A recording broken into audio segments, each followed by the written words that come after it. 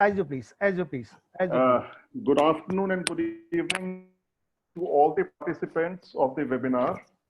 It is my great privilege to welcome Shri P.K. Mittalji as the speaker for the day today, and he is going to speak on drafting and reply of the show cause notice under the GST, which happens to be a very, very important subject for the day. Because lots of us face these problems on a daily basis, and I'm sure with the guidance of Mittal sir, we shall be able to handle all this very effectively. Let me introduce Mittal Saab very briefly to you. Mittal Saab is a alumnus of the University of Delhi. He did his BCom honors and LLB from the University of Delhi in 75 and 78 respectively. He is a fellow member of the Institute of Company Secretaries of India since 1992.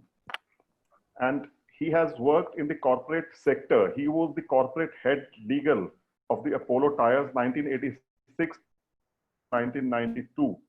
1993 onwards, he's practicing as the advocate in Delhi High Court on CESTAT NCLT and practicing indirect and corporate law matters till date.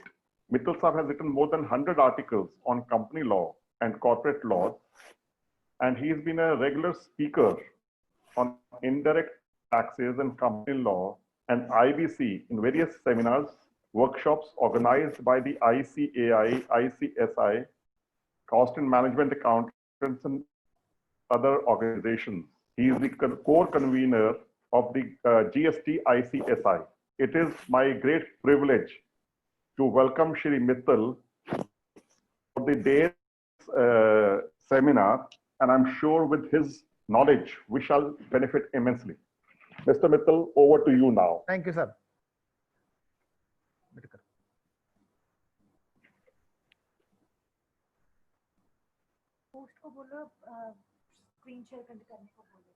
Sir screen share करना, screen share permit करिए, screen share. ये screen share मेरे को लगता है has to be permitted by Rajesh ji. 1 second, let me C.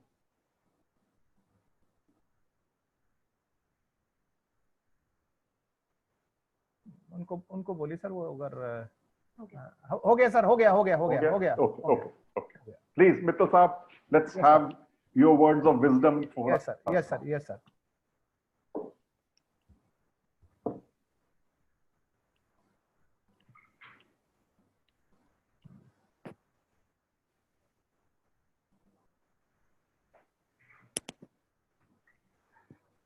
Good evening to all. At the outset, I convey my sincere gratitude to the Pusa Road CP Study Circle of North India Regional Council of the esteemed Institute of Chartered Accountants of India, and more particularly CA Rajesh Agrawal ji, CA Rajesh Mangla ji, Shri Satish Goyal ji, for giving me an opportunity of dealing with an extremely important topic of handling of show cause notices, and more particularly where there is a serious allegations of fake invoices, that it was only the invoices have been purchased and neither the goods nor services by the buyer, and it is an extremely serious charge, and we'll have to handle these kind of a show cause notices in a very professional and methodical way. So I start my presentation. I convey my greetings to all the learned chartered accountant and other professionals who are participating in this webinar.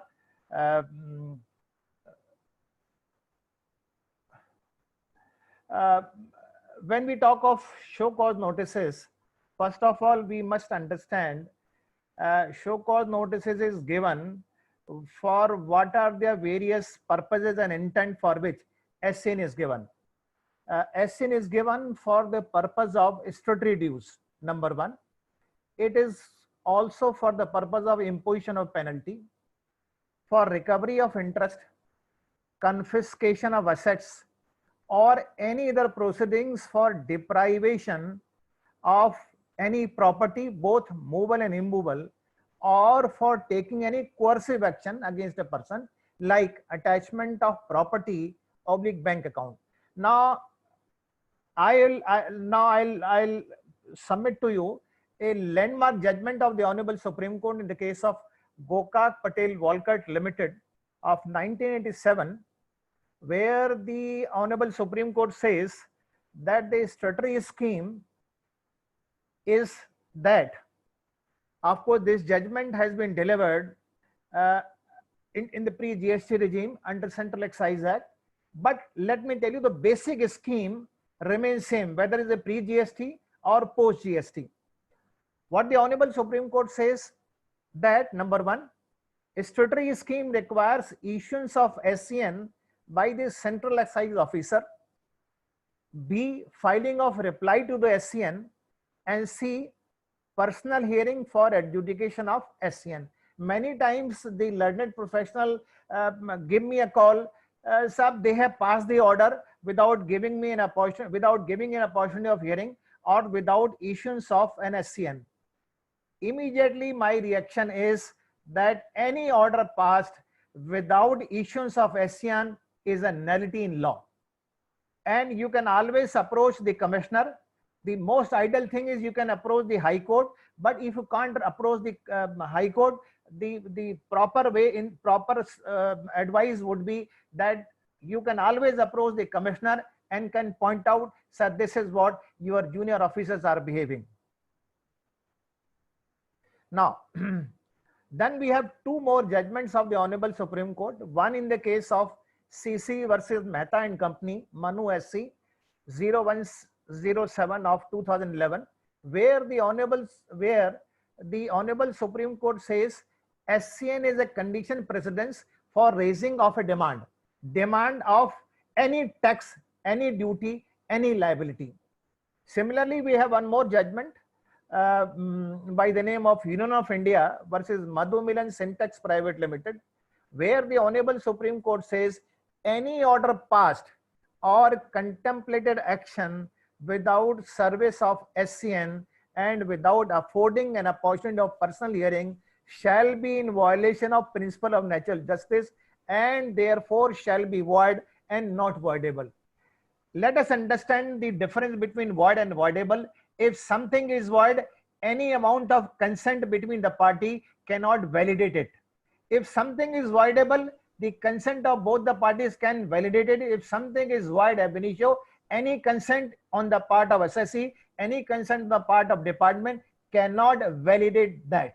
So if any demand is confirmed, any adverse action is taken, or any bank account is attached, or any property is attached without serving an SCN, that order is a bad in law. Now we have sections. Now I'll submit here. We very often read section 73 issuance of show cause notice for a normal period. Section 74 talks of issuance of period for invocation of extended period of limitation of 5 years. But generally we do not read section 75. Section 75 is extremely important provisions which deal with general principles for adjudication of a show cause notice or even for appellate proceedings. So therefore, all practicing professional, in my humble and respectful submission, must also go through very carefully and very minutely the provisions of section 75 also. Now, section 75(4) says PH will be granted when a request is received. A very strange provision has been made. I think at number of places the provisions are made perhaps without realizing what they are writing in those sections. Now question is, if somebody does not make a request, can the department decide or adjudicate the SCN without giving an opportunity of hearing? The answer is no. And why I am saying no? Because the section 75 itself says, section 75(4) also says that when adverse order is sought to be passed, PH is a must. So 75(4) on the one hand they say PH will be granted when request is received. When further says when an adverse order is sought to be passed, PH is a must. अरे भाई, आप तो जो भी order pass करेंगे that is always adverse order. आपने कोई प्यार मोहब्बत का थोड़ी मुझे ऑर्डर पास करेंगे. whenever you are passing any order, naturally it is adversarial to the SSC only. So where is the question? Are you now you are saying in 74 later part, then PH is a must. So in my humble submission, whenever any order is sought to be passed by the department, a personal hearing is a must.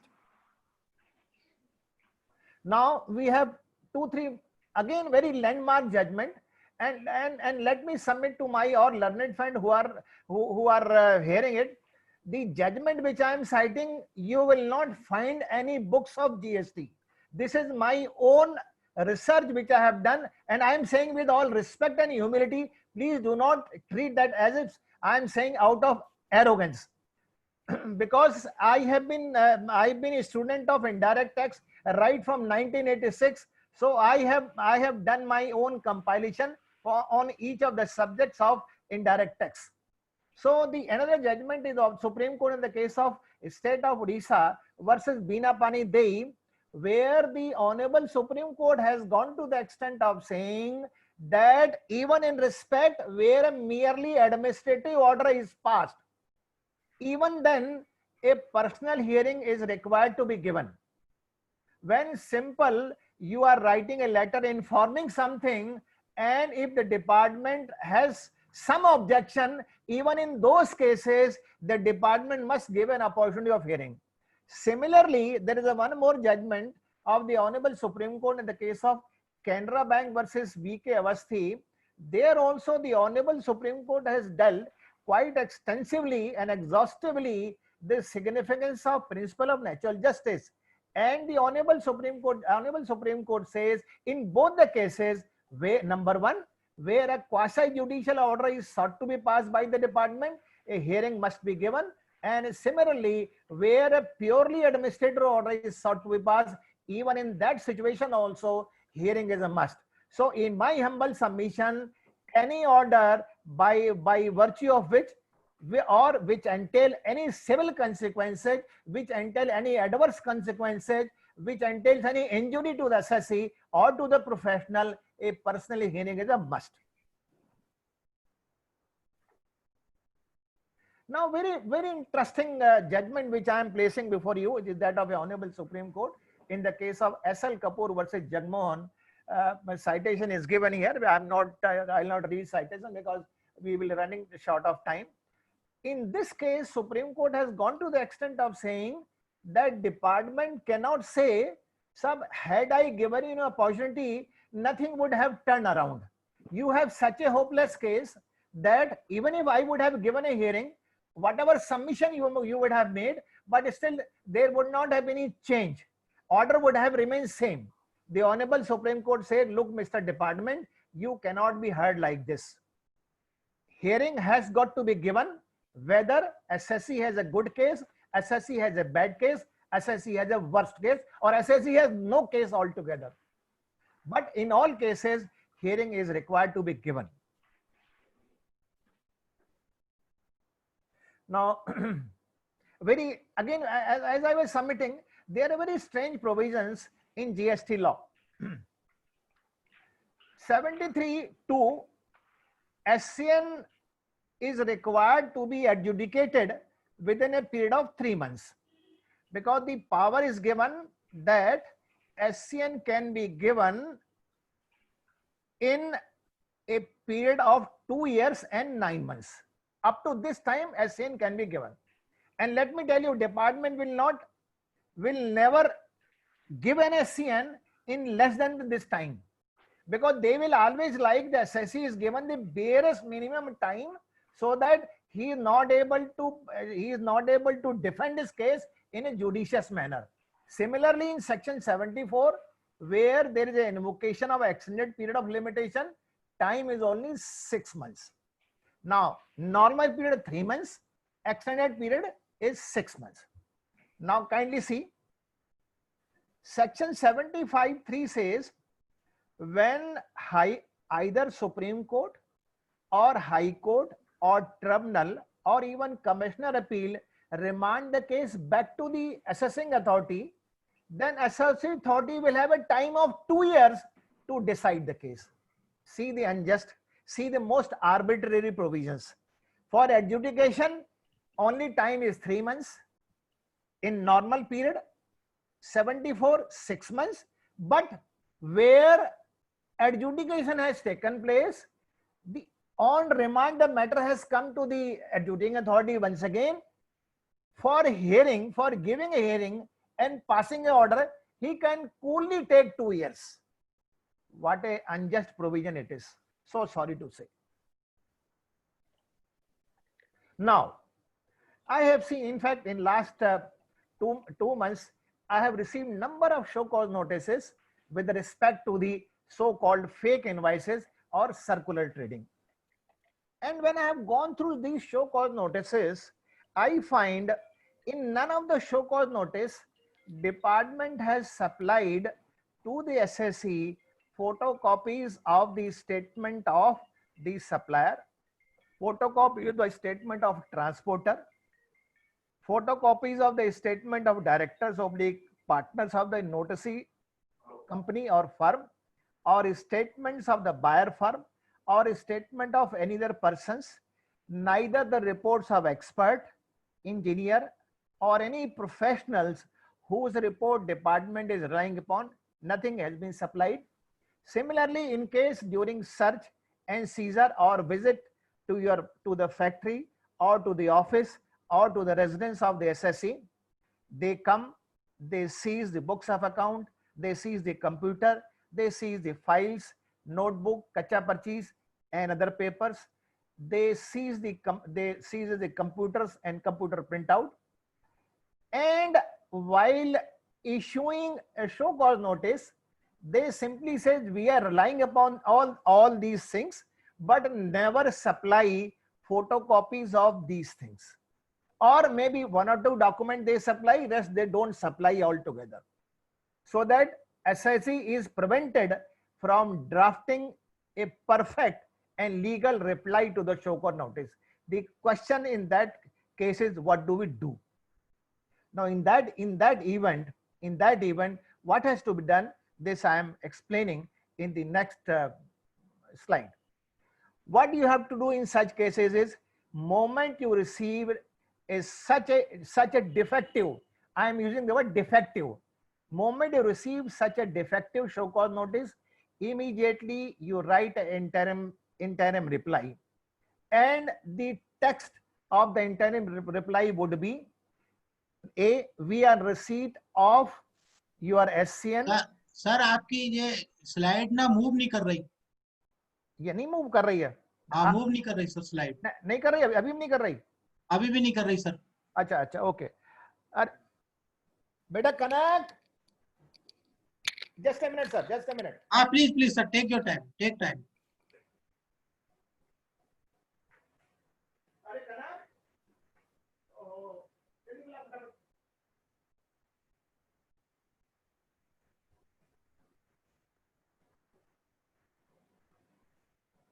Just a minute, sir. Just give me 2 minutes. कोई बात नहीं, sir. Take your time. No problem. Sir.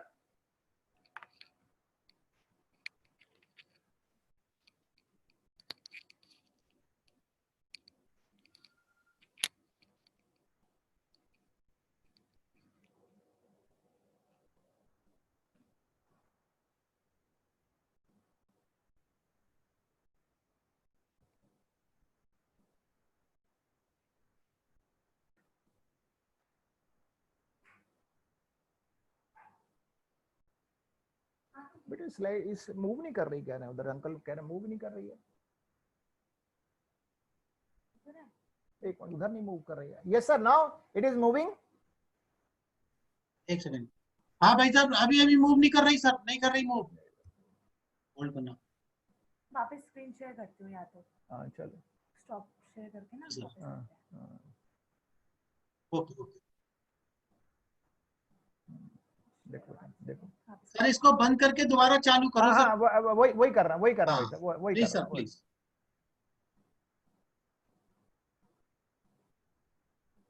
इसको slide slow पे करो sir. Slide slow पे. हाँ slide show पे करना. अब हो रहा है. अब देखिए सर. नहीं अभी तो फर्स्ट स्लाइड ही आपकी शो हो रही है। अच्छा प्लस स्लाइड कह रहे हैं, शो हो रही है, फर्स्ट स्लाइड ही शो हो रही है। क्या प्रॉब्लम हो रहा है यहाँ तो? उन्हीं की तरफ से कुछ प्रॉब्लम हो रहा है, हेलो, हमको तो समझ में नहीं आ रहा है क्या हो रहा है। अक्षर नहीं आया क्या? प्रॉब्लम ये उसकी क्लास चल रही है। हाँ? लेकिन आप बना दो, यदि ऐसी बात है तो अभी मेरे को बना दो। अब दिख रहा है क्या उनको अगर हम इससे नीचे करते हैं?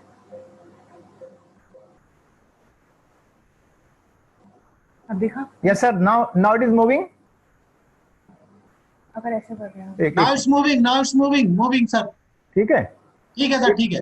ओके ओके, तो ऐसे प्रेजेंट कर दो, आप ऐसे प्रेजेंट कर दो। okay, now can you see the slide? Hello, हाँ भाई साहब देख सकते हैं sir. Okay okay sir, okay. बंद कर दे, तू यहीं बैठे रहे, 10 मिनट बैठे रहे। yes sir, now I was on the issue of interim reply. Now are you able to see now this? Agarwal ji, hello. हाँ जी भाई साहब, जी सर, जी sir. Now in that situation where the department has not supplied the photocopies of the statement of the person so recorded, what has to be done by you is you prepare an interim reply, and the text of interim reply is given here. We are in receipt of a show cause notice referred to above. Number B, we find that along with the above SCN, copies of the statement of Shri So-and-so, Shri So-and-so, Shri So-and-so, a statement of which have been relied upon by the department in the SCN, but copies of such a statement have not been supplied to us. Next para. Further, we also request you to please provide us copies of the books of account, ledgers, registers, files, records, and all other documents oblique paper relied upon by the department may also kindly be supplied to us.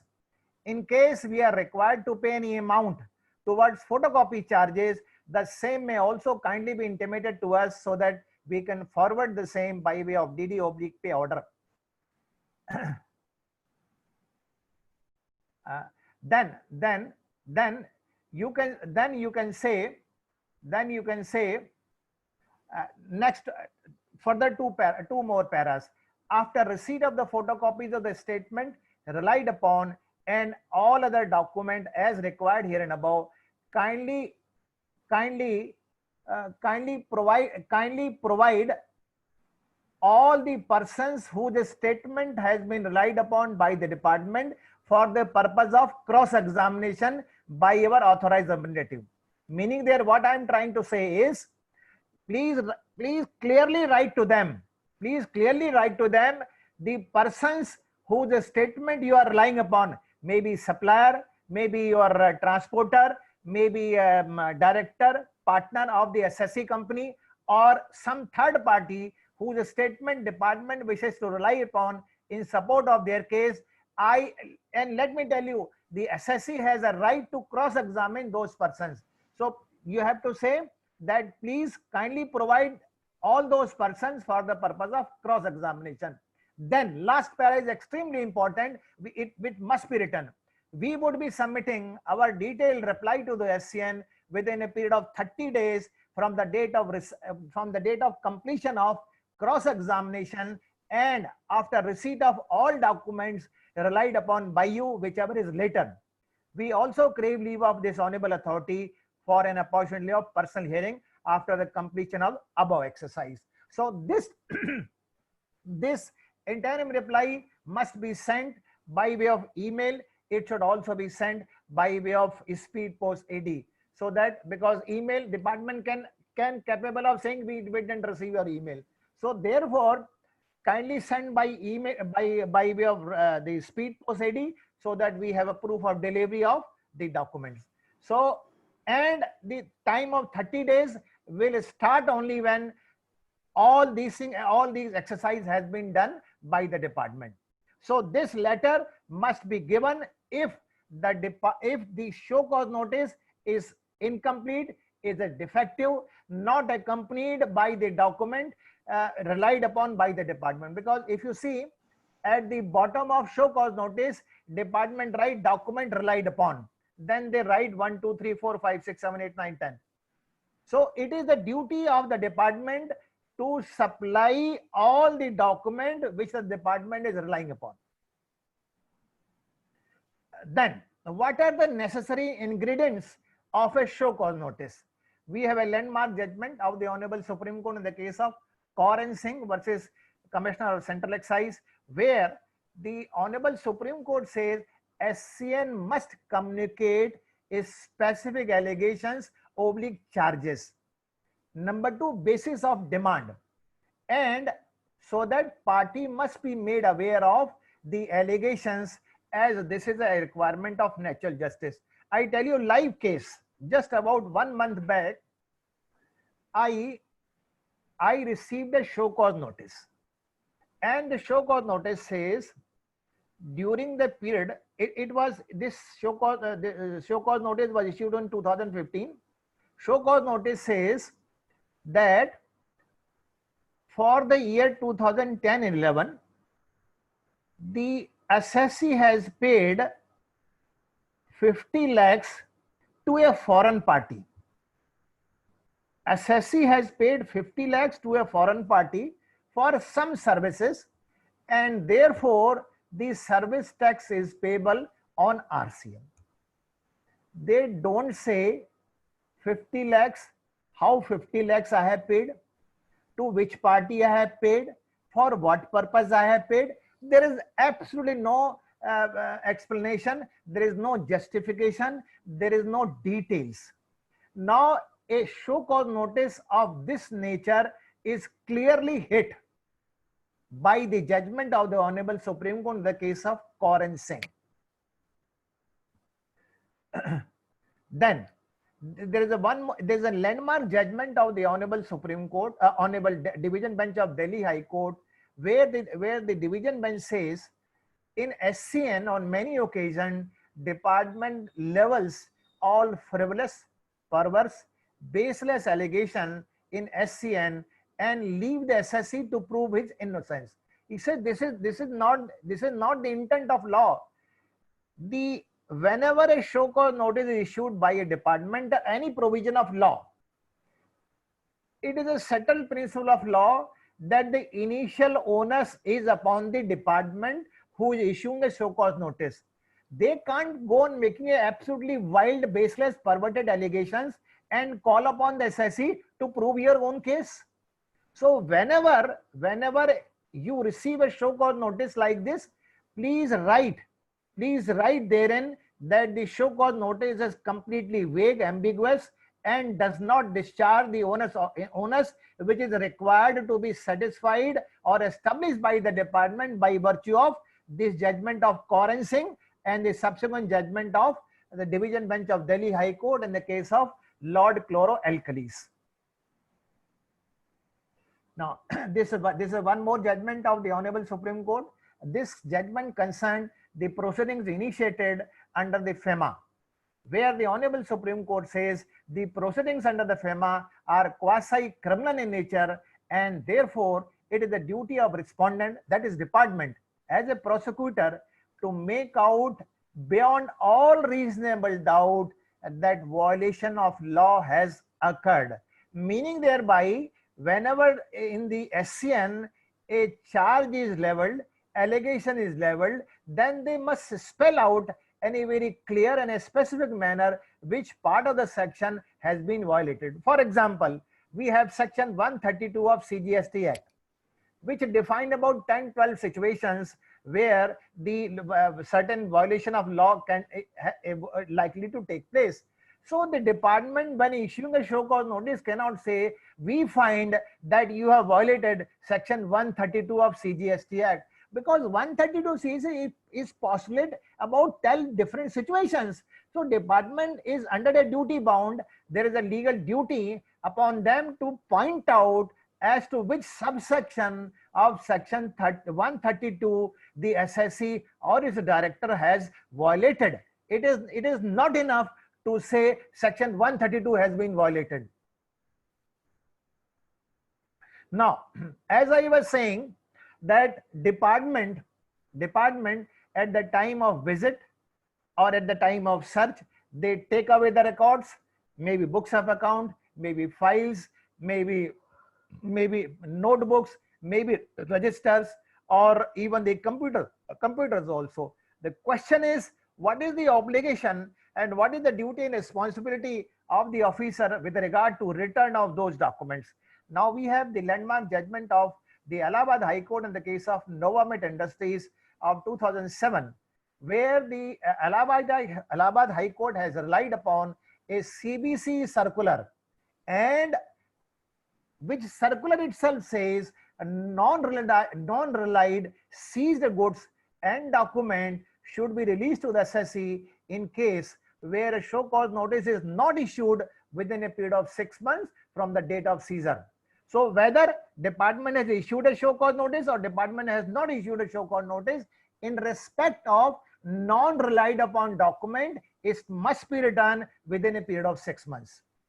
Why I am referring to see all these circular? Because it's extremely important that whenever you draw the attention of the departmental officer that there is a board circular, then they become very jittery about it.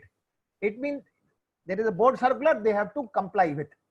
Then, in case SCN has been issued to a party, then and if the document is not relied upon, it should be returned to the party under proper receipts.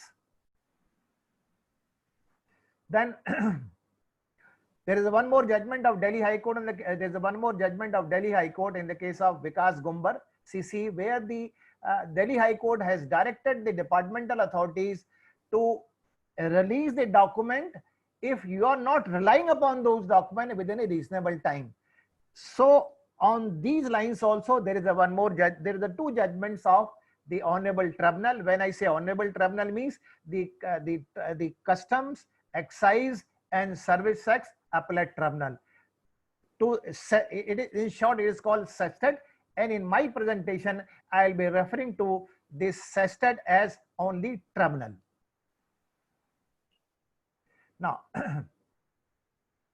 Now, recording of statement of supplier, transporter, officer of SSC, and experts and buyer. We all know that the show cause notices which are issued to the party these days about the fake invoices, about a circular trading, they rely upon the statement of the supplier, they rely upon the statement of the transporter, they rely upon the statement of the officer so recorded, or even the third party. Now the question is, department is relying upon the statement of these person. I as SSC, what do I do, or how I should defend my case on behalf of my SSC? Now the statement of the above person which were recorded under pre-GST regime under section 14 of Central Excise Act, which is now equivalent to section 70 of CGST Act. The statement, as we all know, these statements are recorded by the proper officer, and the proper officer is a gazetted officer, and the statement so given to the proper officer is admissible as a evidence in support of the case of the department, unless either that statement is retracted by the person who has given the statement, or during the course of cross-examination, which I am legally entitled to have, if I demolish the veracity or truthfulness of the statement so given by that person. I gave a very live example. In fact, this case is about 15 years back. A show cause notice was given to a party. In the show cause notice, allegation was leveled that you have manufactured a fabric and has cleared that fabric as a reject, though the fabric is of a good quality or a first grade quality fabric which you have manufactured. In fact, what has happened, that particular consignment was manufactured when the plant of the company was in trial production. You all know, during the course of trial production, the quality is not as it is expected from the plant. But department says, no, this is not a reject. This is not a second grade or third grade product. It is a first grade product. In the SCN, they write, we have done the investigation. We have done the investigation, and after investigation, we found that the goods which you have cleared from your factory, these are a first grade goods and not a reject, or not a scrap, and not a second or third grade product. Now, question is how to demolish the case of this nature. I moved an application before the learned commissioner.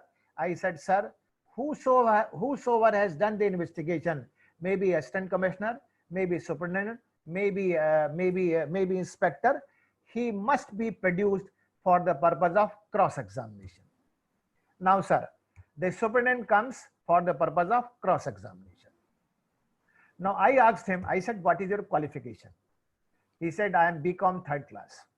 Then I requested the commissioner, whatever answer the superintendent is giving, please request your steno or PA to record that. His answer was recorded. I said, then, do you have any qualification, technical or other type of qualification with respect to this very product? He said, no, I don't have qualification. Next, I noted down. Third, I said, do you have any special knowledge about this product? He said, no, I don't have any special knowledge. Then fourth question. Then I asked him, I said, can you tell, I said, have you sent this product to any laboratory for the purpose of testing? He said, we have not sent to any laboratory. Then on what basis you say that investigation has been done and we found that you are clearing the goods which are of first grade, but you are clearing as a scrap? He says, sir, we have not done any investigation. Since my senior officers have told me, I have issued or prepared this show cause notice. Now, friends, if all these averment comes in his cross-examination, does the department has any case in their favor? The answer is department does not have any case in such a situation. So therefore the cross-examination is, जिसे हम हिंदी में कई बार बोलते हैं रामबाण और ब्रह्मास्त्र. So cross-examination is an essential tool for the purpose of meeting the case of department, or if I say in little blunt language, to demolish the case of department which they have built up against the SSC. Now, this is the landmark judgment of the Honorable Tribunal in the case of MP Jain versus CC. What the Tribunal says in this case is absolutely worth reading. The Honorable Tribunal says provisions of CRPC and Indian Evidence Act are not applicable to the adjudication proceedings. It is settled law that the fundamental principle of criminal jurisprudence are applicable to adjudication proceedings. The proceedings are quasi-judicial and are quasi-criminal proceedings. Next, whenever request for cross-examination of any witness is granted, then what has to be done is kindly make a note of it. The statement earlier recorded of that witness is treated as examination in chief. अगर आपने, मैं आपको थोड़ा सा explain करूं, कभी आप district court 30,000 गए हो तो आपने देखा है कि अगर आप किसी विटनेस की एविडेंस हो रही है तो आपके जो वकील साहब है पहले उसका स्टेटमेंट रिकॉर्ड कराते हैं अपने विटनेस का, या उसका एफिडेविट टेंडर करते हैं. जब उसका स्टेटमेंट रिकॉर्ड हो गया या उसका एफिडेविट टेंडर हो गया कोर्ट के सामने, फिर जज साहब कहते हैं दूसरी पार्टी को, अब आप इस विटनेस को क्रॉस एग्जामिन करिए. अगर फॉर एग्जांपल उस विटनेस का उस दिन स्टेटमेंट रिकॉर्ड हो गया और कोर्ट का टाइम पूरा हो गया, फॉर एग्जांपल क्रॉस एग्जामिनेशन नहीं हो सका किसी कारणवश, और केस आपका 1 महीने बाद एडजॉर्न हो गया, और भगवान ना करे उस विटनेस की डेथ हो गई और नेक्स्ट डेट पे वो विटनेस कोर्ट में नहीं आता for the purpose of cross examination, The law is his evidence which he has tendered cannot be read in evidence. This is what the tribunal says. What the tribunal said, the statement earlier recorded of that witness is treated as examination in chief and witness to be cross-examined. Cross-examined by whom? By the authorized representative of the assessee. Next, AA may refuse cross-examination of the informant. Now, the informant who give information to the department, his cross-examination cannot be insisted. But किसका cross-examination देना पड़ेगा department को? But AA should invariably allow cross-examination of the seizing officer. It is extremely important judgment. I will request all my learned friends to kindly make a note of it. Examination of the seizing officer, punch witnesses. Punch witnesses means अगर आपने देखा होगा कभी जब आपके officers department के आपके factory में आते हैं या आपके रेजिडेंस पे आते हैं या आपके ऑफिस में आते हैं तो वो चीजों को सीज कर लेते हैं, चाहे वो कंप्यूटर हो, चाहे वो फाइल्स हो, चाहे वो नोटबुक हो. दे right following papers have been seized and in the presence of the two panchas, the two persons who are accompanied by the officer of the department, they are called panchas or panch witness. So I have a right even to cross examination those panch witness. So seizing officer, panch witnesses and witness whose evidence AA wishes to rely upon. So therefore, except for informant, any person involved in the entire case, I have a legal right to cross-examine, but I must submit that before submitting a final reply, you must write a letter to the department that I would like to cross-examine these persons. And if department is not making available these persons, then you have won the half case. Because the entire evidence on which department is relying upon, it cannot be read as evidence against you or against your client. So therefore you must write a letter very, very categorically that I want a cross-examination of so-and-so, so-and-so, so-and-so, so-and-so persons. Then there is a judgment of the tribunal where the tribunal says denial of cross-examination of officer who conducted inspection is a denial of natural justice. Even the person who is conducting inspection on behalf of the department, I have a right to cross-examine even that person also. And let me tell you, I can say from my experience at the bar of more than 30 years, that if you write that I want 10% to be cross-examined, department is hardly able to produce 2-3 persons. Rest 10%, they are never ever able to produce these persons. If they are not able to produce these persons, the statement given by this person cannot be read in support of the case of the department and as against your client, as against the SSC. Now, in previous regime, and that is under pre-GST regime, there used to be section 90 of the Central Excise Act. Now, section 136 of CGST Act. It used to offer, and now 136, offer a protective umbrella against the arbitrary and whimsical extraction of a statement of various person whose statement has been recorded under serious threat on many occasions.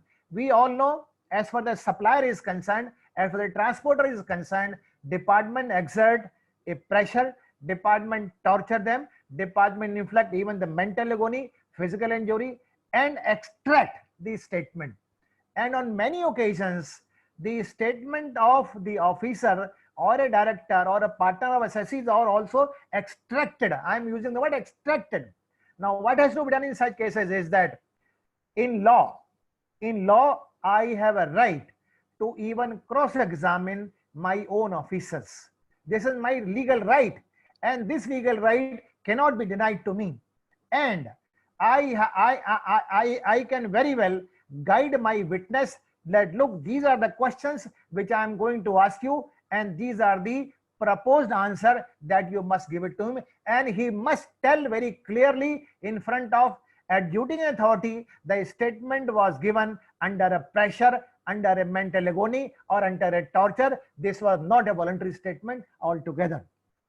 Now we have one landmark judgment of the Honorable Supreme Court, where the Honorable Supreme Court has allowed the presence of an advocate at a distance which is not a hearing distance, because the party has a apprehension that if I appear before the authorities, I might be physically tortured. Therefore, he filed a petition before the Supreme Court, and he says, sir, my advocate should accompany me.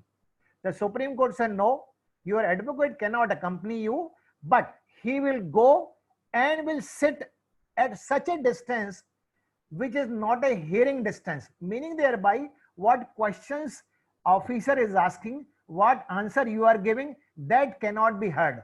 But advocate can see you physically that you are sitting, officer is sitting. But this distance should be such that whatever is being transpired between the officer and the witness, it cannot be heard by that advocate. So it itself is a very big relief.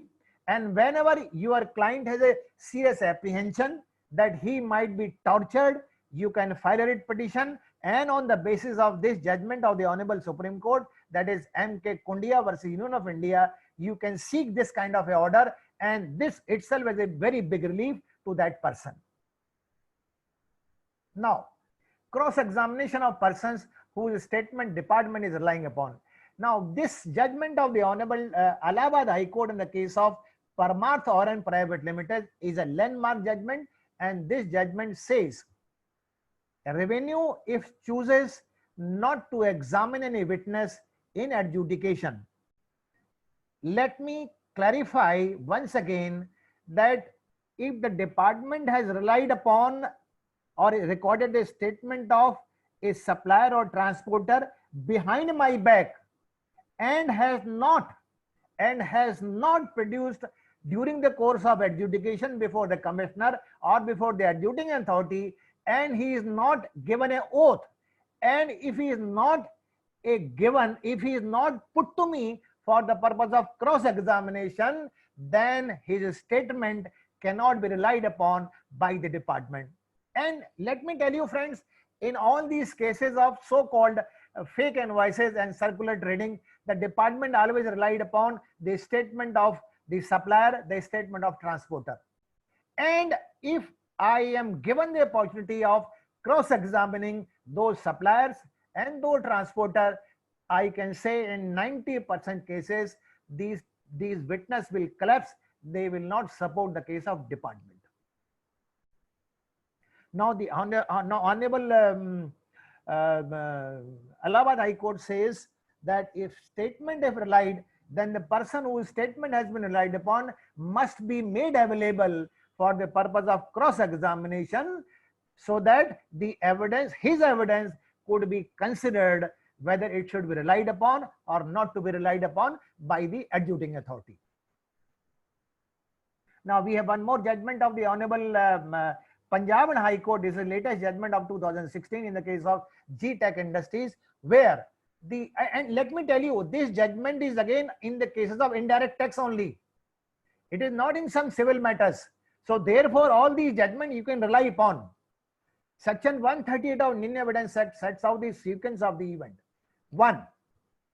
After the person whose statement has already been recorded, meaning thereby when the departmental officer have recorded the statement of the supplier or transporter behind my back, then what has to be done is, after the person whose statement has already been recorded before a gazetted central excise officer examined as a witness before so, then adjudicating authority arrives at a conclusion for reasons to be recorded in writing that the statement deserves to be admitted in evidence. He has to, the adjudicating authority has to record reasons that I have seen his statement, and his statement has to be admitted in evidence. Then what further to be done?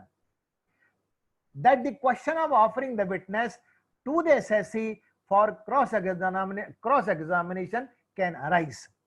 if the above procedure is not followed, which is statutorily prescribed by plenary parliamentary legislation, is not followed, it has to be regarded that the revenue has given up these said witnesses. Meaning thereby, if these persons are not offered for a cross-examination, then the adjudicating authority has to presume that the department has given up the statement of those persons. So whatever they have said against the assessee, that has to be taken out, that cannot be read, that cannot be seen by the adjudicating authority for the purpose of deciding the show cause notice. Now, no cross-examination, no evidentiary value. Section 90 of Central Excise Act, now, which is equivalent to Section 136 of CGST Act, such a statement lose its evidentiary value if cross-examination is not allowed. Then we have two judgments of the Honorable Tribunal. These are again these are excellent judgments which must be kept and preserved by all professionals who are practicing indirect tax. Then these are the judgments of the High Court, the Allahabad High Court, then your Gujarat High Court and the Tribunal, which all these judgment says that the cross-examination is a must. And if cross-examination is not given or not afforded to the assessee, then all these statement so given either by the supplier of so-called invoices, or by the transporter, or by the assessee's own officer, or by the officer, or by the proprietor of the buyer firm, or even the third party. All the statement of all these persons cannot be seen by the adjudicating authority in support of the case of the department unless all these persons have been offered by way of cross-examination by the counsel or by the authorized entity of the assessee firm or assessee company. Now, what the law says, the statement which has been retracted, for example, if today a director makes a statement and after 1 week he writes a letter to the department saying that the statement which I have given a week back, that a statement was extracted under a threat of physical injury or under mental torture or under causing mental agony, and therefore I am retracting that statement. That statement has no evidentiary value as per the judgment of the Honorable Delhi High Court in the case of Shakti Zarda Factory. The citation is given here. I will not read. We have one more judgment of the Gujarat High Court also in case of Shakeen Alloys. There are two judgments which clearly says that if somebody extracts or retracts his own statement which was given previously, then that statement cannot be read in evidence. Then many times department officer also say, "Sir, ये जो आप Indian evidence की बात कर रहे हो, these do not apply to GST or these do not apply to indirect tax." Now, this judgment of the Honorable Supreme Court in the case of Collector of Customs D. Murpal, it clearly says that the principles of Indian Evidence Act and other laws do apply to the proceedings under the provisions of Central Excise Act, and of course the judgment is not under the GST, but the judgment clearly says the principle underlying under those law will also apply to the proceedings under indirect tax law. So these are the two landmark judgment, that is Collector of Customs D. Bhurmal, and second is Andaman Timber versus Commissioner of Central Excise. This is second judgment is of again a Supreme Court judgment. Now, many times department produces the expert witness. Now, For example, some doctor has been produced by, or some engineer has been produced. Now, how to cross-examine in that event, and that person is located outside the place of adjudication. Say he may be located outside India, or he may be located in, say, Kanyakumari, or he may be located in J&K. So in that situation, what has to, the cross-examination can take place by assessee sending 10, 15, 20, 30 questions, and that person can be called upon to give the answer on affidavit. Not on mere paper, plain paper. He has to say on affidavit, and as we all know, if somebody swears a wrong affidavit or an incorrect affidavit, then it is a criminal offense and the imprisonment is 5 years.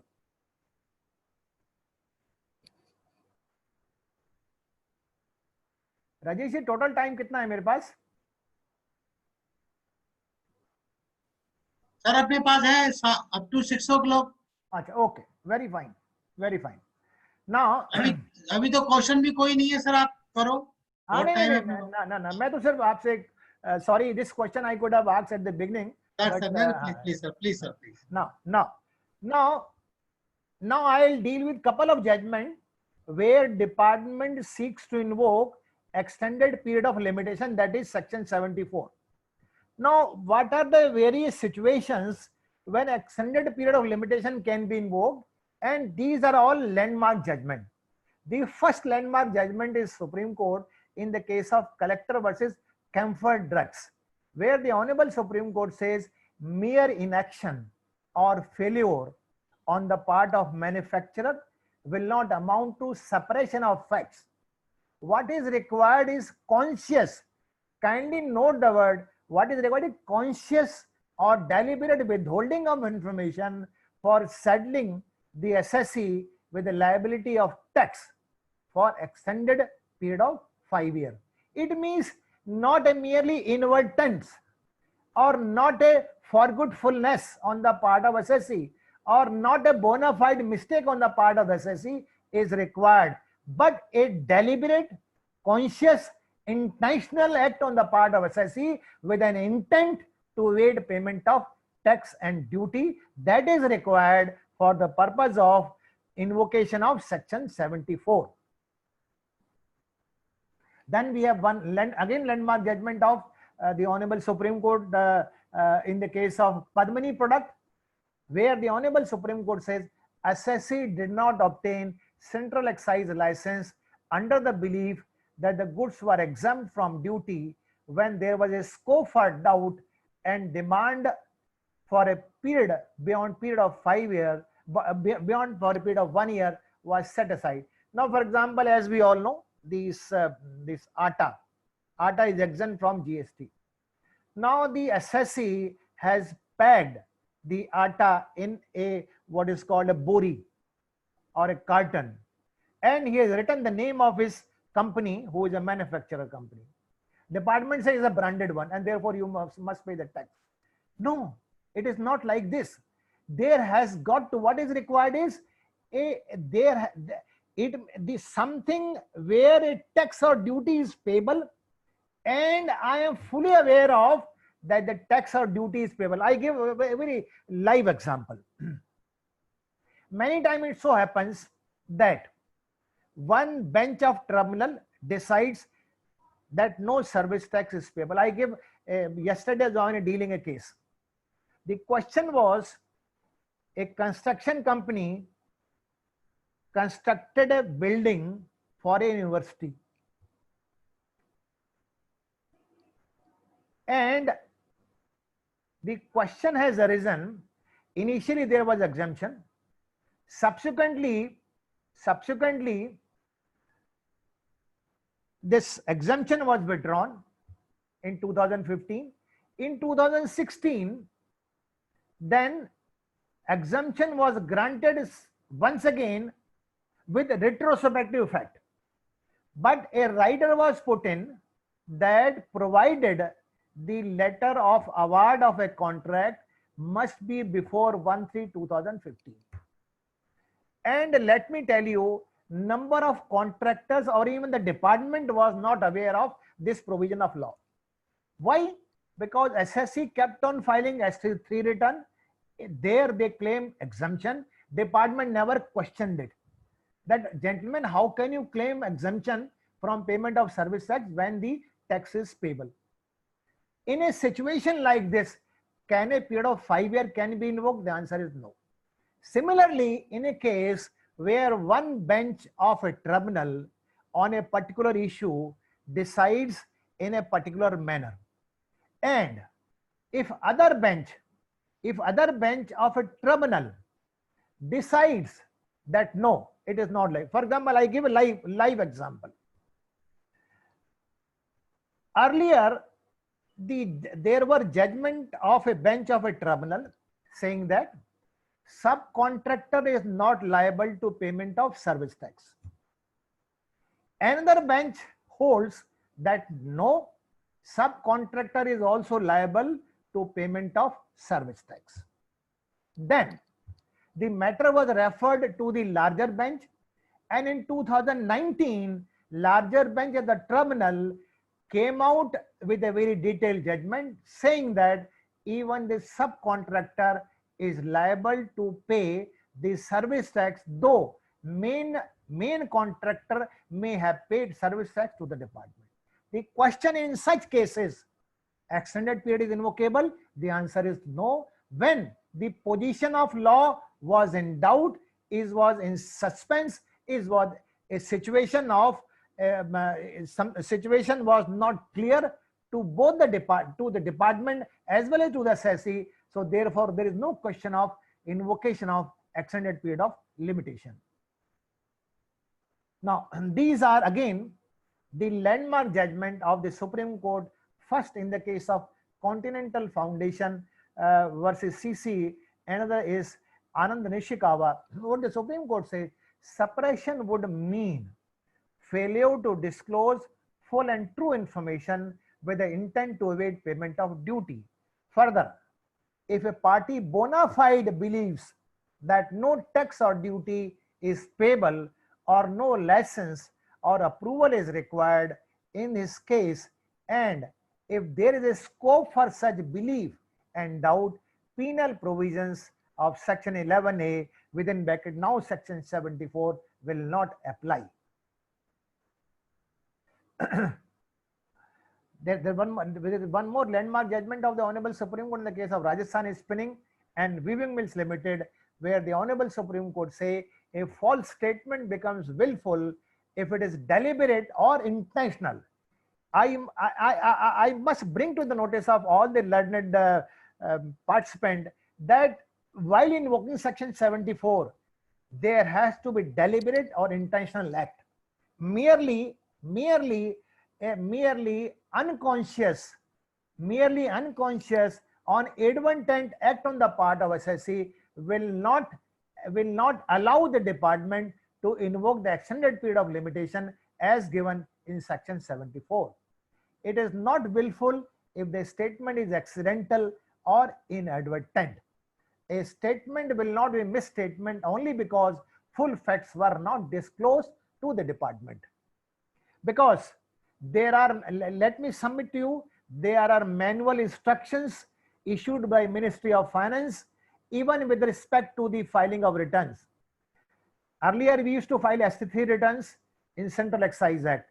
There is to be a return for central excise duty also, and for service tax also. There are instructions issued by the department, and there are one or two judgment of the Honorable Tribunal also, where the Honorable Tribunal has a category held that whenever returns are filed and if sub-exemption is availed by the department, by the SSC, then the officers who is examining that return, or the person who is receiving that return as an officer of the department, he is duty bound to ask a question to the SSC under which authority you have claimed exemption. And if no question is passed, no question is asked to the SSC, and after 4 years or 5 years, department has no right to invoke extended period of limitation as given in section 74. because you failed in your duty. Once you failed in your duty, an impression was created in the mind of assessee that what he is doing is the correct position of law. Now, many times it so happens, amount paid during investigation, whenever the officer comes either to the factory or to the office or to the residence, they exert all sort of pressure tactics. They compel the persons to deposit some amount, or in some cases the entire amount. The position of law is the amount so paid at that time, it is neither a tax nor a duty or a cess. It is merely a deposit held by the department, and if tomorrow the appeal is ultimately allowed by the tribunal or by the High Court or by the Supreme Court, then the department is duty bound to return that amount along with the interest also. Although let me submit to you section 56, which talks of payment of interest by the department, it only talks of tax. When there is a delay on the part of department to refund tax, then department is duty bound to pay interest from the date of the order, of the tribunal or the High Court or Supreme Court. It does not, section 56 does not compel the department to pay the interest for the entire period during which amount was lying with the department. But in November 2019, I argued a case for the first time before the Excise Tribunal Chandigarh bench, and the Chandigarh bench clearly held that the amount so paid during investigation is neither a tax nor a duty nor a cess. Therefore, this is refundable irrespective of the limitation number 1, and interest at the rate of 12% is liable to be paid by the department for the whole period during which this amount has been enjoyed by the department. Now, how seized documents, articles, books, computers, register, paper to be dealt with? During search of premises of the assessee, documents with invoices, kacha purchase, slip, notebooks, pad, etc. are seized by the officer and department. Relying upon those seized documents in support of the case of clandestine removal of goods or alleged fake invoices are built up by the department. Now, section 145 of CGST Act, previously section 36B of the Central Excise Act, deals with a situation about the admissibility as evidence of microfilms, facsimile copies of the document, and computer printout as a document as an evidence. Now, pausing for a minute here. For example, in the show cause notice, department cannot annex or attach certain documents saying that is a printout which we have taken from the computer. No, you can't do like this. The law says when the computer has been taken by the department at the time of search or seizure, it should have been duly sealed. And when the departmental officer want to have the copies made out of that computer, the officer or the assessee himself should be called upon, and in front of him the seal be broken, and in front of him the print be taken out.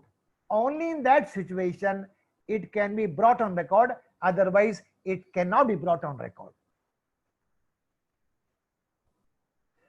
The same thing which I have just said. When the appellant wanted to have access to the peripherals and requested for obtaining the information or data from these peripherals, some floppies were found blank. while some even could not run on the computer. The hard disk even could not be opened for the reason best known to the department, and all these peripherals remain in the custody from the date of seizure. Now, these could not be opened. Department says these all printout is taken from these floppies. How is that possible? So therefore, all these documents on which department is placing very heavy reliance cannot be read by virtue of section 145 of CGST Act. Now, evidentiary value of document produced, section 36A of the Central Excise Act, now section 144 deals with presumption as to the certain document seized from the custody and control of any person. Now the Supreme Court, what Supreme Court says in this case of Bareilly electricity supply versus Workman is like this. When a document is produced in a court or a tribunal, mere production of a document does not amount to proof of it or truthfulness of the entry made so therein. What is required to be done is, if some notebook is produced, some kacha parchis are produced, some register is produced, then what is required to be done by the department is, the writer must be produced and his cross be allowed or his affidavit be filed with the opportunity of cross-examination by the other side. Meaning thereby, in many cases it so happens, department says, sir, this is in the handwriting of so-and-so officer. No, that is not enough. Before the adjudicating authority, that officer must come, he should say, yes, this is my handwriting and this is this I have written. Then I will have a right to cross-examine that person. Just because filing something, it cannot be read in evidence. This is a settled law. AA may refuse cross-examination of informant. I think this already I have covered, is a duplication. Now, reliance on emails. Reliance on email is statement of co-appellant. Yes. With respect to charge of undervaluation. Many times department issues a show cause notice, say, no, you have cleared the goods without proper payment of tax. Now, and department is relying upon some price list. Now, how to deal with that? When the price list is sole consideration and there is no payment over and above the invoice price, if department levels allegation that the actual price of an article was, say, 10,000 rupees as per price list, but in the invoice, instead of 10,000, you have charged 8,000. And your price list also talks of 10,000. You can very well say, number one, the basic principle of transaction value is that I am under a full entitlement and authority to give discount, or I can sell at a lesser value. It is my right. Transaction value means each transaction in a day can have a separate value. Department cannot level the charge of undervaluation merely because my price list says something else. For leveling, for establishing a charge of undervaluation, department must prove that the Mr. X or Mr. Y to whom you have sold the goods, he has returned some money to you. The balance 2,000 he has returned. So that onus is upon the department to prove that, look, Mr. X and Mr. Y made a statement, and the statement he said, though invoice was worth 10,000 rupees, but we have returned 2,000 to the supplier or to the SSC. Then I will have right of cross-examine that person also. But merely on the basis of price list, the charge of undervaluation cannot be proved by the department. This is what the tribunal says in this case. Now, Supreme Court also says in the case of initiating explosive that the burden to prove undervaluation lies squarely upon the revenue. Department has not put forward any substantial evidence to prove the charge of undervaluation, and charge of undervaluation therefore fails, because primarily the duty and onus is upon the department to prove the charge of undervaluation. Further, the the tribunal says it is a well settled proposition where documentary evidence are available, the same being primary evidence shall be preferred over oral test. It is quite likely the statement of somebody may say something, but the written document, your invoices or your books of account may say something. In that event, whose testimony will be preferred? The testimony, the tribunal says, the testimony that is primary evidence or a documentary evidence will be preferred over oral evidence.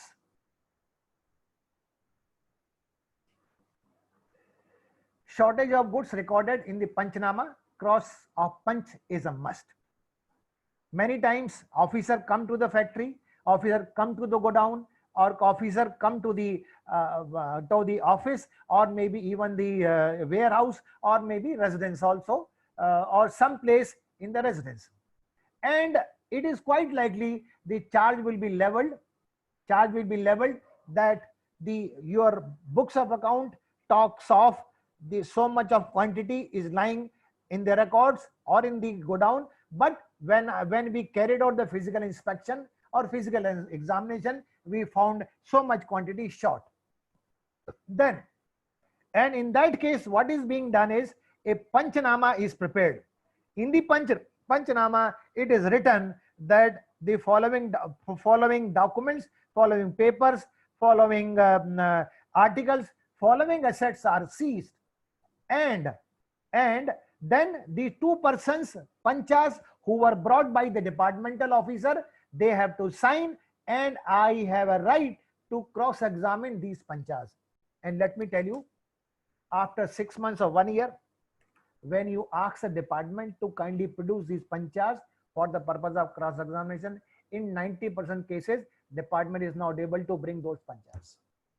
So if department is not able to bring those panchas, their evidence cannot be read in support of the case built up by the department as against the SSC.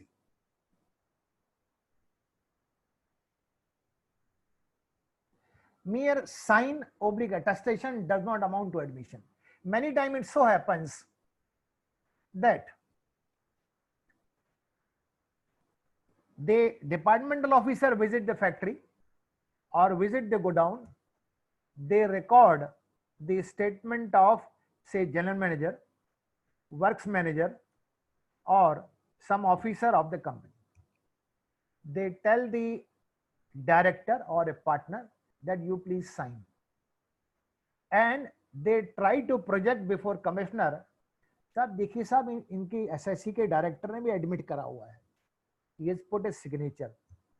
The tribunal says mere attestation of Panchnama or a statement does not lead to the conclusion that whatever is written in the statement or a Panchnama, that is accepted by the person who is merely putting his signature or he is merely putting his initials.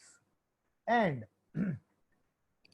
what the Supreme Court says in this case, that AA should allow examination or the cross-examination, even the departmental witness also. If department is relying upon the some investigation, some report, or some authoritative document belonging to the department, then I have a right to cross-examination to bring the truth on record. And what is the purpose of cross-examination? That been very elaborately explained by the Honorable Supreme Court in the case of State of Kerala versus this schedule snuff.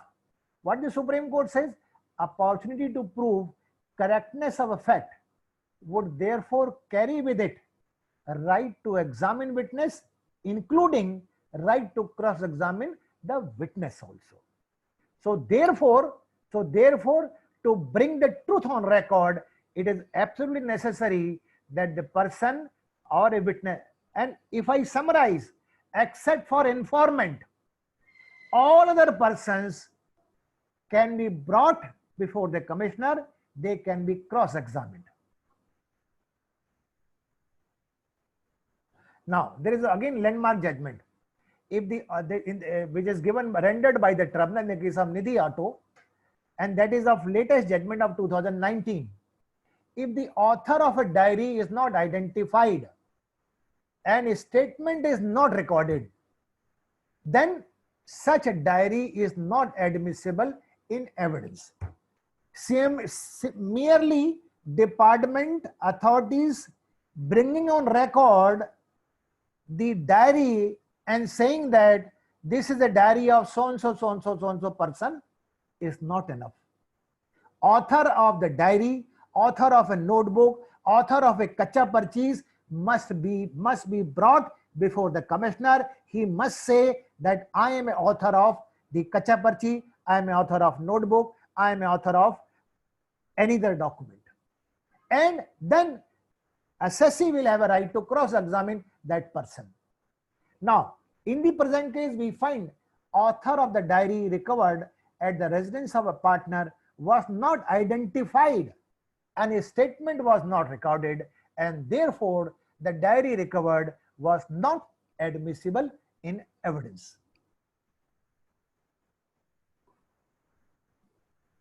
Now, I'll deal with two landmark judgment of the tribunal on the fake invoices. And both the judgments I had the privilege to argue before tribunal. The tribunal in the case of Cord Cable Industries versus so and so, while dealing with the issue of fake invoice. Now, the case which we have built up was, number one, at the back of the invoices or at the back of the GR, there is an endorsement at the sale tax check post. Number one, there is a proof of sale tax payment. C, payment made to supplier was through check. Next, at the time of visit to the factory, nothing incriminating was found. Meaning thereby, if department says that I have bought only the invoices and not the goods. If I'm a manufacturer, not merely trader, it is not a case of merely what is called a circular trading, but department says that you didn't buy the goods, you only bought the invoices. Then the question is, if I'm a manufacturer of goods which I am supplying to my dealer, distributor or my buyers, then where from I manufactured the goods which I manufactured, which I cleared and I paid the tax. Where from I manufactured? If it is your case that you only bought invoices, you didn't buy the goods, then tribunal says then in that event there has got to be some discrepancy in the goods or in the raw material lying in your factory. If there is no discrepancy, then there is a question of a charge of fake invoices, because if your stock says so much quantity is there in the godown and that very much quantity is lying in the godown, where is a question of fake invoices.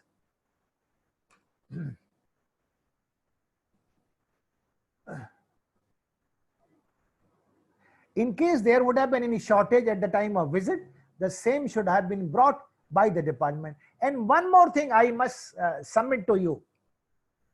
Department always tell the tribunal always tell the department, if you say that only invoices were bought and assessee is a manufacturer, then there is a very, very extremely heavy onus upon the department to prove that how they manufactured these finished goods on which tax or duty has been paid and which tax and duty you have accepted it. Where from he manufactured? Department is duty bound. There is an onus upon the department to prove that the goods from which the finished goods were manufactured, these raw material was brought from Mr. A, Mr. B, Mr. C, and Mr. X and Y is concerned, from him he bought only invoices and not the goods. And for manufacturing these goods, he bought the raw material from A, from B, from C, and from D. If the department is unable to prove that the raw material was bought from A, B, C, D, then department has no case. Department case shall fall like a pack of cards.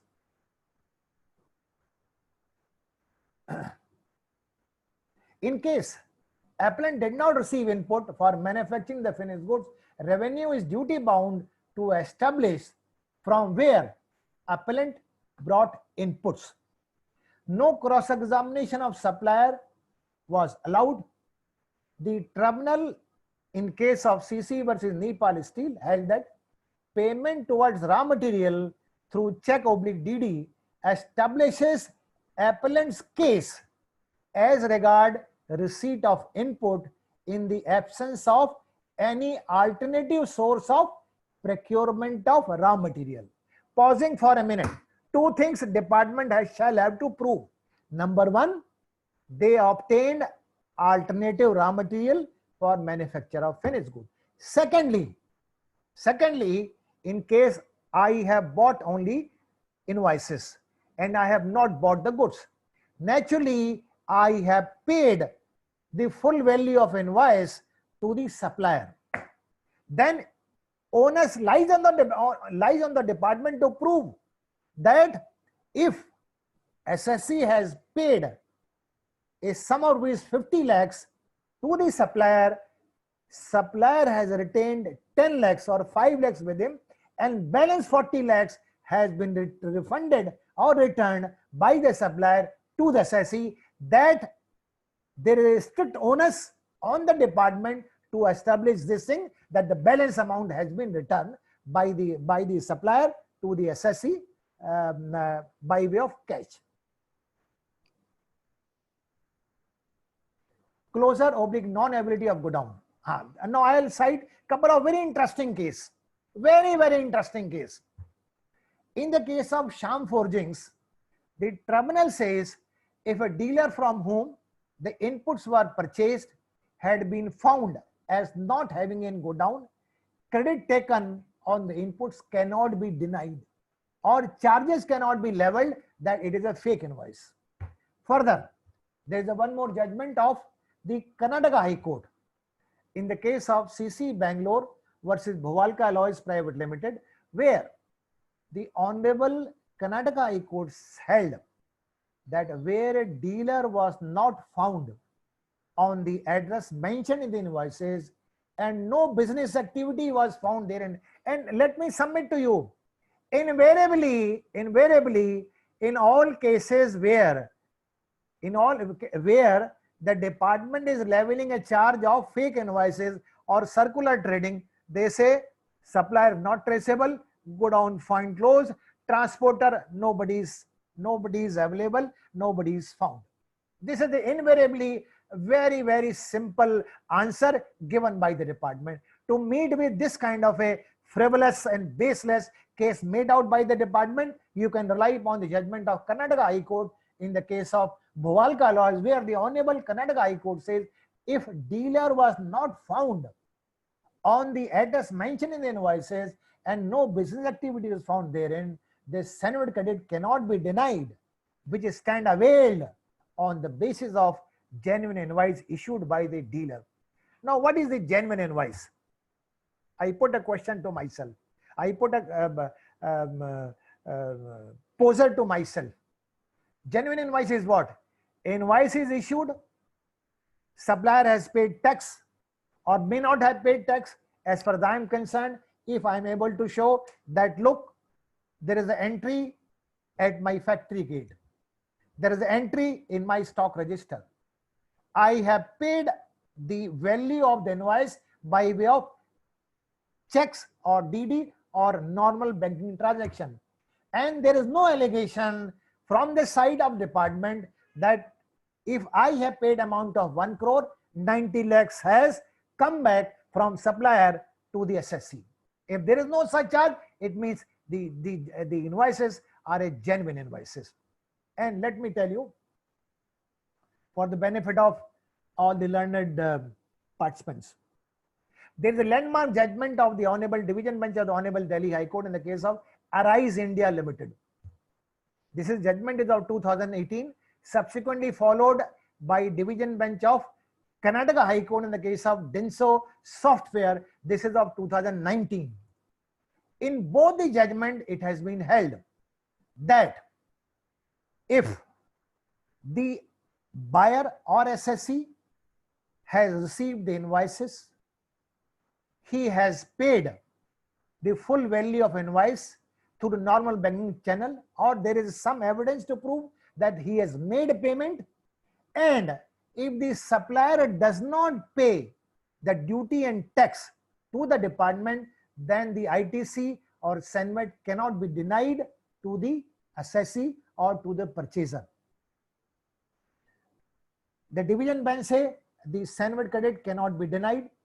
Subsequently, department went to Supreme Court. Supreme Court did not entertain the appeal of the department, and it has been noted by the Supreme Court that in any case, in some case, you find that the supplier or a dealer or a assessee, they are in collusion with, you can bring this fact to the notice of Delhi High Court, and then in that event, High Court will pass the separate order. Otherwise, the law is that you have paid the tax, you have paid the GST to the supplier. If the supplier has not paid the tax, the SENVET cannot be denied by virtue of the two landmark judgment of Delhi High Court. One is Delhi High Court, another is Karnataka High Court. Now, inquiry not expected by a buyer at supplier's end, how supplier procured goods. There is a landmark judgment of the Honorable Tribunal in the case of Lakshmi Metal Industries, and also in the case of CC versus RHL Profiles 2013, where the division bench of the tribunal has held that denial of SENVET credit availed on the basis of proper invoice issued by registered dealer is not justified merely on the justified, as the buyer cannot be expected to go beyond and to verify and to find out as to where from that dealer has procured the goods or the consignment, or what is the source of supply in the hands of said supplier. This is what the division bench of the tribunal says in these two cases. Now, the tribunal in the case of Shakti Steel 2014 did not appreciate the reliance on the sole statement of Messrs. So-and-so to disallow the SENVET credit. Revenue has not made any investigation with the transporter. What the Honorable Supreme, what the tribunal says, just because you record the statement of the supplier, that is not enough. You must also record the statement of transporter as well. So what the tribunal says, revenue has not made any investigation with the transporter. The AC in his letter also addressed that the said matter pertains to the year 2005 and documentary evidence cannot be produced at this appellate stage. As regard the second truck, he disclosed in his letter, owner of the same cannot be traced. Invariably, I am telling you, the stark reply from the side of department is that godown is closed, transporter not available. Tribunal and the High Court have clearly hold that this is no excuse. You are the one, you have to establish your case. So therefore you must find out where the transporter is.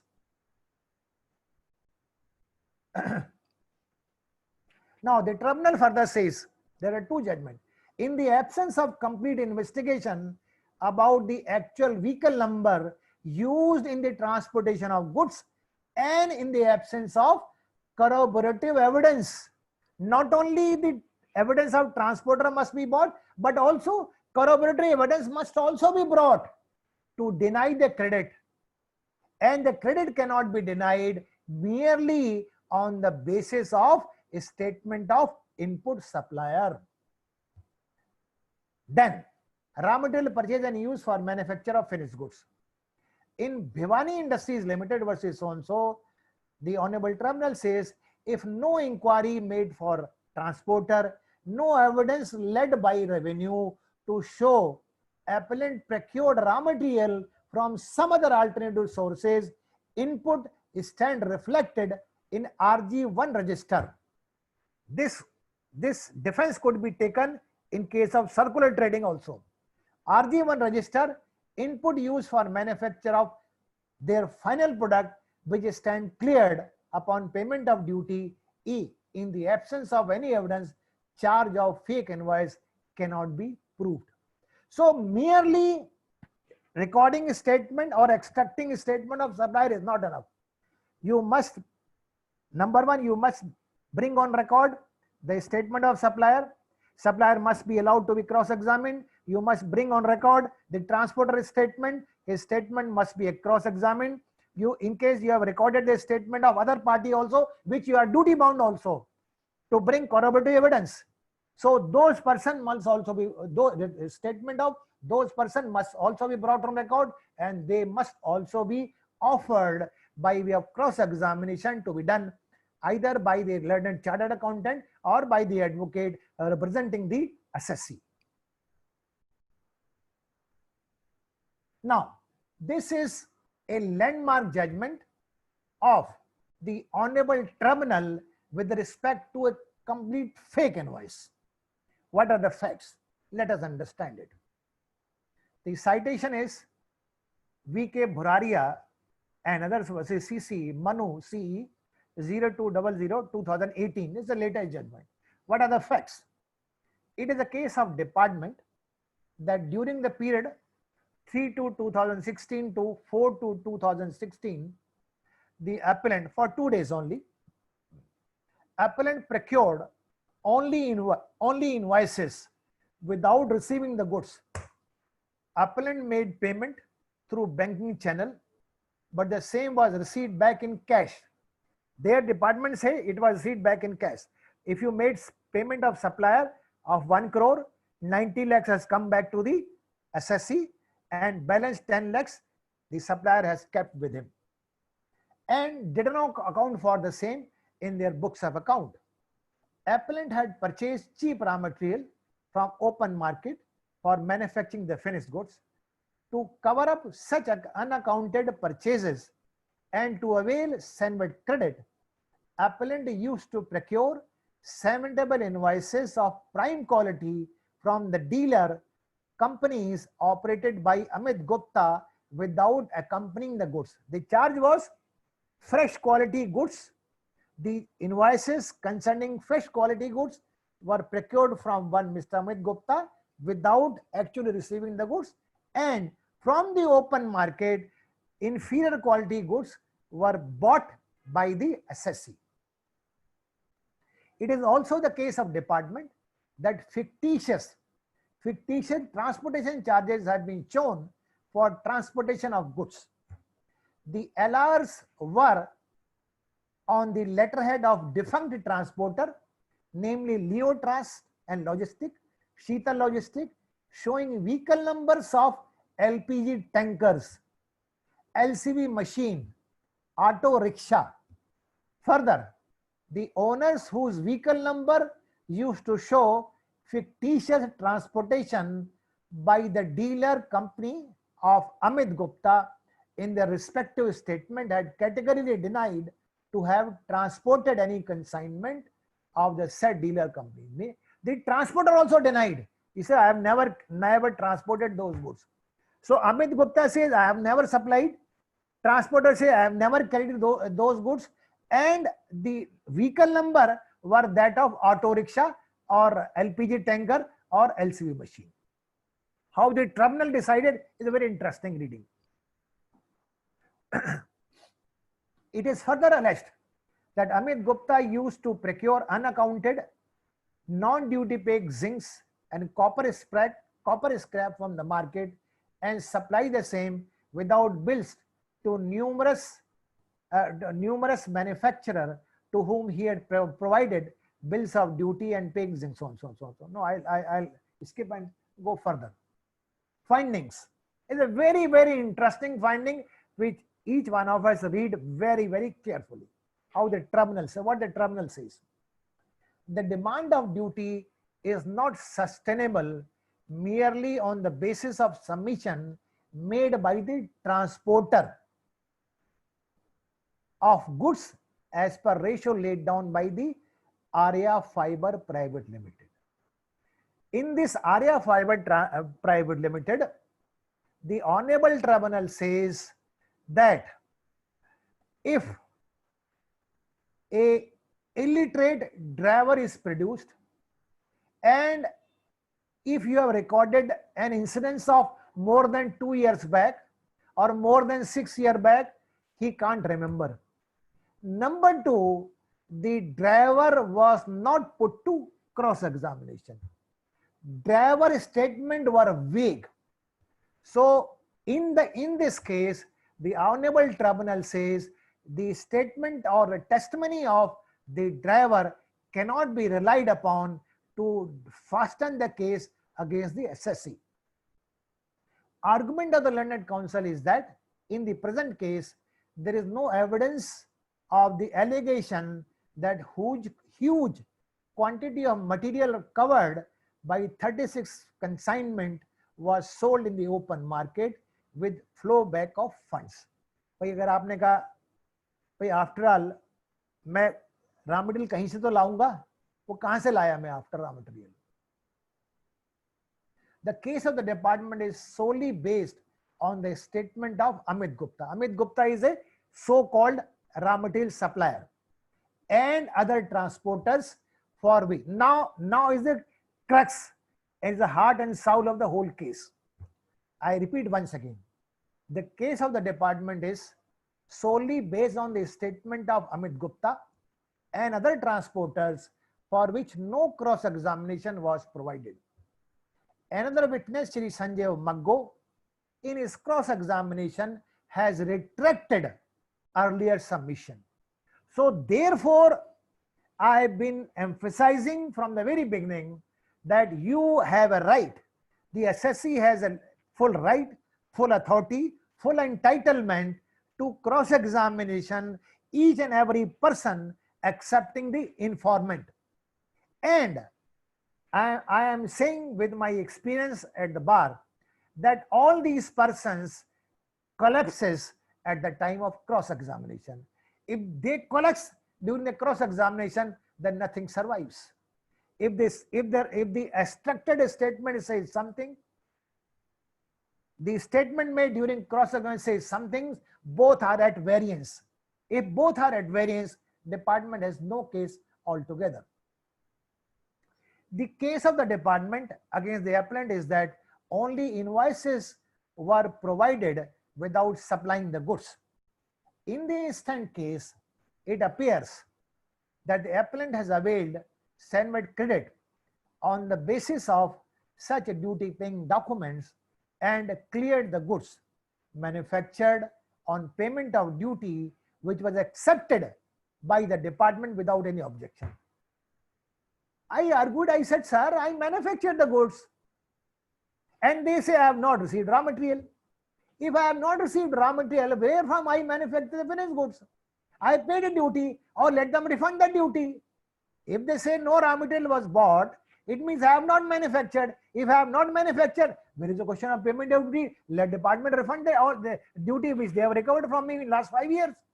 No, then department SDR says no. How we can refund the duty? Arey wah. On the one hand, you say no raw material was bought.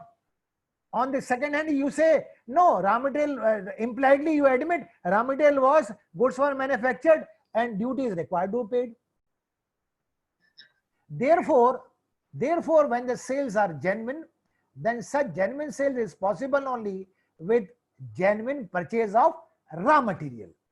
The allegation that the appellant was procuring the same from open market on cash basis is not sustainable for the reason that the appellant has to maintain higher standard of quality to make major supplies either for export or to the companies which are operating in atomic energy, power, defense, oil refining. In the instant case, no physical verification of stock was done, no shortage of physical stock was identified, and this way the whole case totally collapsed, and demands, huge crores and crores of demand were raised by the department, that also totally collapsed. And this is with respect to the case where the goods were manufactured. Department may have made out a case of circular trading also. Now those cases, what has to be proved is, sir, this is the quantity which I bought. This is the tax supplier has paid. And on my part, there is some value addition. And on value addition, I have also paid tax. So in case I have availed a credit of say rupees 100, I have availed a credit of I have availed a credit of rupees 100. I had paid a tax on balance 20 rupees extra. So in the process, some extra tax has gone to the government. So if extra tax has the government, how the government or how the revenue is at a loss. Supplier has paid tax, I have also paid tax. So where is the loss to the revenue? In case you want to prove, you must bring on record the testimony of supplier, you must bring on record the testimony of transporter, you must bring on record testimony of assessee, you must bring on record the testimony statement of the buyer company also. All these things are never done by the department. If these things are never done, department has no case, department case has to collapse. With this, friend, now the floor is open for the questions and the answer, and in case my learned friend has any question to ask, I am here to answer it. Thank you, sir. Thank you very much. There are only 5 questions. Yes, So may I read or sir आप ही पढ़ेंगे आप? नहीं, आप बता दो sir, मैं थोड़ा सा ठीक है, no problem. I'll answer it. Hemendra Kochhar जी पूछते हैं, हाँ जी. Is there any difference in item void and void ab initio? No. If something is void, it is void ab initio. If something is void, it is void ab initio. Okay. It cannot be void later on. Next question. Amit Gupta ji पूछ रहे हैं, should client inform to department regarding dispute between partners subject to court decision? If yes, then should it be online or personally? नहीं, ये तो इससे कोई लेना देना है नहीं, इससे कोई लेना देना नहीं है, इससे कोई आगे चलेंगे. अरविंद जी पूछ रहे हैं, time limit to issue notice under section 73 and 74 as is at least 3 months or 6 months prior to the time limit set for adjudication. No, there is a time, sir. If you see section 7510, 7510 says if you don't adjudicate within 3 months and 6 months, then it deemed to have been adjudicated. Okay. There is section 7510. PPT हम share कर ही देंगे. बिल्कुल sir. Next question Akhil Mittal ji. जी sir. In case the business in the name of a lady, okay, can the husband insist to be present at the time of recording of statement by the department? No. How the husband can insist for the no? What could be done is you can say some lady officer from the department should also be there. That's all. And a statement of a lady cannot be recorded after sunset. ये तो सभी के case में, in all cases, चाहे gents हो चाहे ladies हो. नहीं, only lady. Okay. Only in case of lady. In case of ladies, the statement cannot be recorded beyond sunset. Okay, sir. Okay. Now I think there is no question. Your deliberation was very great, sir, and thank you, sir, very much for deliberating on this subject. First on the so-called notice, not merely issuing the so-called notice by the department. It doesn't mean that department is going to raise heavy demand. if you reply with a care mind, with the help of the person like you, then demand can be abolished. So show cause notice can be abolished also at the very earlier stage. And you also deliberate the various decision by the tribunal, High Court and Supreme Court. It proves that the so-called notice can be abolished and the entire search, seizure and everything can be abolished if you care. And this is a very wonderful, and I hope all the member will be benefited. Sir, And now they will not fear with the so-called notice any. Judgment which are cited in the PPT, you will not, again I am saying with all humility and respect, you will not find it in books, in any books right, of sir. GST. This is my own research which I have done over a period of 30 years. Thank you sir, thank you. अब मुझे लगता है कि बहुत सारे doubts जो लोगों के मन में थे मिथ से क्लियर हुए हैं, और जैसे कि क्वेश्चन सिर्फ 5 ही आए, 5 में से भी सिर्फ 2 ही क्वेश्चन थे। It showed that your deliberation was very wonderful sir। मैंने एक्सप्लेन करने की बहुत कोशिश करी थी, मैंने हर चीज को बहुत ही सिंपल भाषा में एक्सप्लेन करूंगा, होपफुली आई सक्सीडेड। हमारे रमन खातूवाला जी भी हैं और he is also speaker on GST. Khatuwala ji, yes sir, मुझे I have a privilege of hearing him also. sir Khatuwala ji, would you like to speak something sir? Good evening Mitra sir, Yes, really sir, amazing sir, wonderful, no words are very insufficient to describe today's deliberation. Yes, sir. Personally I really learned a lot, specifically on the Indian Evidence Act cross examination part. Yes. Wonderful, really, every time I hear you sir, I really learned a lot. Thanks a lot to you sir। Thank you sir, thank you sir, thank you sir. एक जो myths है ना लोगों के mind में कि show cause notice आ गया तो अब तो प्रॉब्लम शुरू होगी, अब तो डिमांड भी रेज होगी, तो you have clear that we should not fear from any show cause notice, we should reply it very well and we can abolish all these things. Correct. Once again sir, thank you so very much sir to you and all the attendees. Thank you Khatubala ji, thank you Mudit ji, thank you very much sir। Thank you very much sir।